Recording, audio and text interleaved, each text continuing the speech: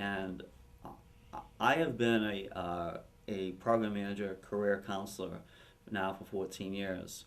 And I would say 90% of the people that I work with have always informed me that is the hardest question to answer. Tell me about yourself. And some tips on how to answer that is keep it all professional.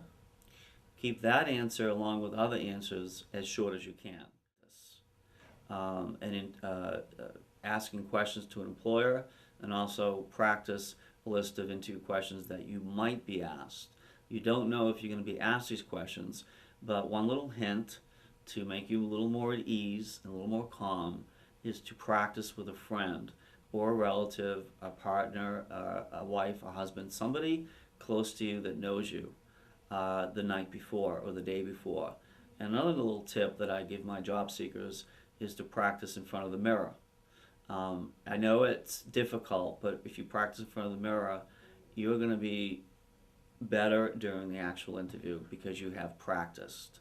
So do your research, get plenty of rest, practice, and you will do very well. And also relax, because being relaxed and being yourself is very important in an interview. One thing the employer will pick up on is if you're not yourself. So try to be yourself. And body language is also important. The way I'm sitting right now is a perfect way to sit during an interview. It's perfectly appropriate, of course, when you begin to take notes, and you may want to touch upon some research you've done, to kind of lean forward like this and make some notes. But you want to keep your body language you want to sit up. One red flag would be someone that slouches or leans across the desk. So body language is vital to an interview. It shows that you're interested, it shows you're alert, you're awake, and you are just, you know, extremely prepared for the interview, and you look very professional. It's very important to look professional. You want to have, I left this out, and it's very important. You want to have a list of questions to ask the employer either during the interview or after the interview. It's hard to gauge whether those questions are going to be asked in the middle or the end because it depends how the interview goes. So you have to kind of make a judgment call on when you can ask your questions. Many times people wait to the end when they're asked by the employer, do you have any questions for me? And you always say yes. And a typical amount of questions would be between 4 to 6. Now that's rough. You could have a few, or you can have a couple more than 6, but that's the average. So always bring a list of questions with you. Try not to show them the list of questions. That may be a red flag. You need to memorize the questions you're going to ask the employer. And so I want to go back to the interview. You've answered the question, tell me about yourself. Other questions might be, why do you want to work for our organization? And you want to obviously think back to your notes or look at your notes, and you want to inform the employer that you have done a lot of research, and given your education and given your experience and given the information you learned about the employer, that you feel that you're a perfect match for this position. And that's why you applied for this job. That this job description and qualifications perfectly match the information you have in your resume. So that's very important. Always talk about how it relates to your background, your skills, and your qualifications. Very important in an interview to talk about your accomplishments. If you've gotten promotions at work, if you've increased sales by a certain percentage, if you have gone above and beyond, have been awarded, received many awards, anything that will impress the employer, it's really, really important to talk about during the interview. It will only impress the employer. Some other questions the employer may ask you is, please tell me what your 3 to 5 year goals are, and as far as where you want to be in your lifetime, in your professional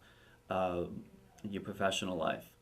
And to impress the employer, you my advice is you probably want to say, I would like to grow within your organization and to a higher level in a certain amount of time and to grow with this particular company you're interviewing for. Even though you may not end up growing with the company, it's still important to let the employer know that you're going to stay at that company and not leave after 6 months to a year. And I'm just giving an example of that. It's very important for them to know that you're going to stay and that you're not going to job hop. That would be a red flag if you say, well, I plan on staying 6 months only. The employer more than likely will not hire you. Another question that's very typical that they may ask you is, tell me what you liked the most and disliked the most about your past employer. And think about, the successes and what you really enjoyed most about your job, and think about some of the things that you didn't enjoy the most. It is okay to talk about some of the things you didn't enjoy. However, it's very, very important not to talk negatively about the organization and particularly about your former supervisor. That is a big red flag. That employer actually may know your former supervisor, or they may know somebody that knows your former supervisor. Never badmouth anybody. So do the best you can. Talk about the things that you really, really enjoyed that got you kind of pumped up about that last job. And then also talk about maybe some of the things that might have been not the most enjoyable responsibilities, but of course you did them anyway. Another question they may ask you is, what is your greatest weakness? And many people have a very difficult time with that question. We all have weaknesses. Nobody is perfect. A couple examples would be, could be one, there are certain computer programs that I need to brush up on or that I haven't learned yet. And a way to turn that around into a positive is to say, however, I'm a very quick learner and I'm willing to go to school to learn those computer programs. If you have a training program at the organization, I would like to take that training program. So therefore, you want to talk about what you're weak, what you need to improve in, but then turn it into a positive and say that you're a quick learner and you're willing to do whatever it takes to improve in those areas. Another example of a weakness could be perhaps maybe you work too many hours, or that you are too hard on yourself. And again, you can talk about that, but always then get into that you're working in those areas and how to improve in those areas that you have weaknesses in. Okay? And then during the interview, again, follow the interview's lead. And I want to make a mention of something very important. The interviewer is interviewing you to see if you're the perfect candidate for the job. However, you're also interviewing the employer. You want to see if this is the right match for you. If this is an accounting position at an organization, you want to see if this is the right position for you. Is the location right? When you eventually learn about the salary, is the salary in your salary range? How do you feel about the environment once you're at the interview and they show you around? But when you see the building, you may have red flags yourself and may not want to work there. However, you don't want to convey that to the employer. But you need to actually, in your mind, find out whether or not this is a place you want to go to 5 days a week or 6 days a week or whatever the schedule will be. Another very important thing I want to talk about is salary and benefits. The rule of thumb, again, in my experience as a job counselor, would be to never, unless the employer brings it up, never talk about salary and benefits, particularly in the very first interview. It usually is not brought up. It will likely be brought up if you're brought in for a second interview, and particularly if you're brought in for a third interview. Then it's perfectly appropriate. And as far as negotiation on salary, that is something that you do on the phone. You don't do it in person. And if they ask you for what your salary range is, do not sell yourself short. Many people will give a range, and many times the range might be lower than what the salary is offering. Therefore, they're actually, it's to now their advantage because they're paying you um, less or more. It can go either way. So be very careful with that question. I would always advise people not to give a range and turn it around and say, well, I've given a lot of thought to that. Could you tell me what the salary range is for this position? And then you can tell them uh, if that range is within your salary range. And again, all negotiations should be done during follow-up phone calls. And I also want to mention that you need to be prepared to send a thank you note after the interview to every employer that you're meeting with. Many people think because of the electronic age that we're in 2012, that you should email them a thank you note. And the truth of the matter is, it's actually very nice for an employer to receive a card, a personalized card. They would actually be more impressed with a personalized thank you card than an email because many people, like myself, get numerous emails per day, and that thank you note may be lost in their email and they may not read it for several days or even the following week. And that's just a little side note. Um, During the interview, at some point, as I mentioned earlier, they're going to ask you if you have any questions. Always, always say, yes, I have questions. Some examples of questions you can ask could be, can you tell me more about the job responsibilities? You may have just a brief description of the job responsibilities. And you make notes, and that's where you use the pad of paper and the pen. You write down the most important responsibilities. Another question that you can ask as the candidate could be, how will I be trained? Do you have a training program? Will I be trained by one person or by many? How long is the training? Always follow up. You want to be as informed as you can about this position. So you ask questions that are relevant to the job. And it's very, very important that you ask questions, even if it's only 3 or 4 questions.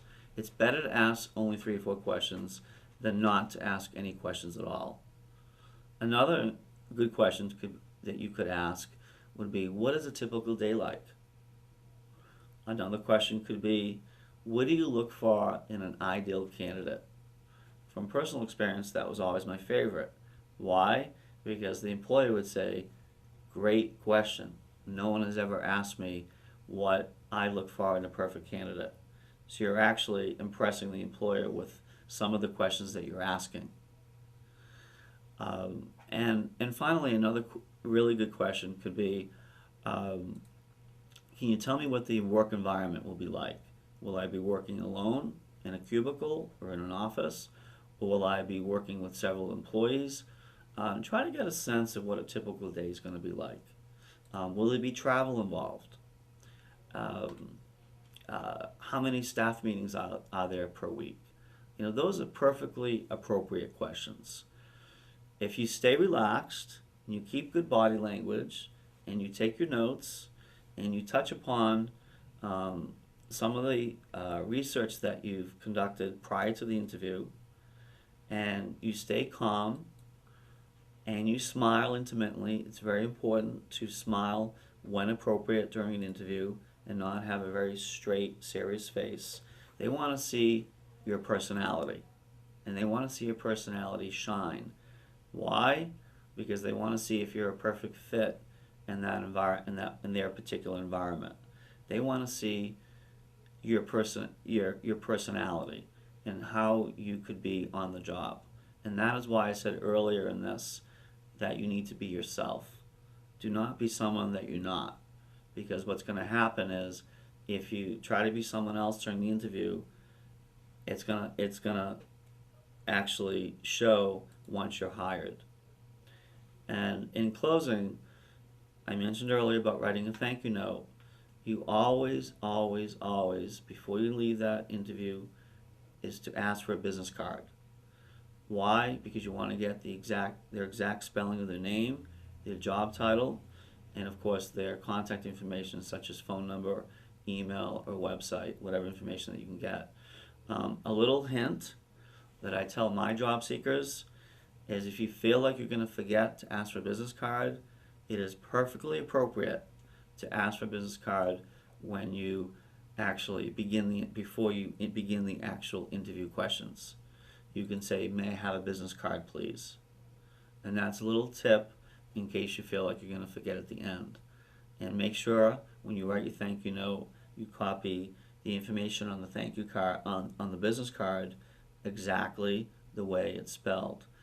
One major red flag employers have is when they receive thank you notes and there's misspelling in their own name or in the name of the company or in the name of their title. So it's very important you copy the information from their business card.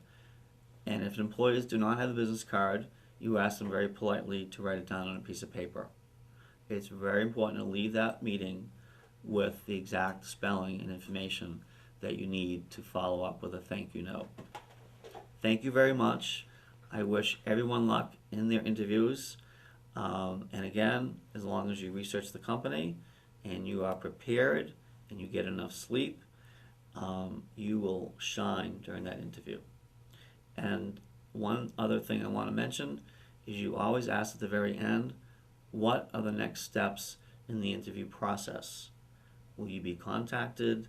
There could be a number of steps that employer can take. So always ask I'd like to ask what are the next steps when I leave here today. Thank you very much.